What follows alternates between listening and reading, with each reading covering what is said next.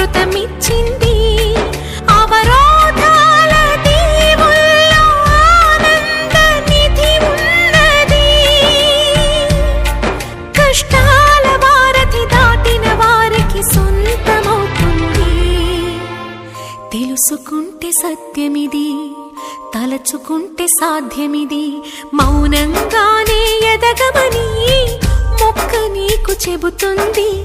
ఎదిగిన కొద్దీ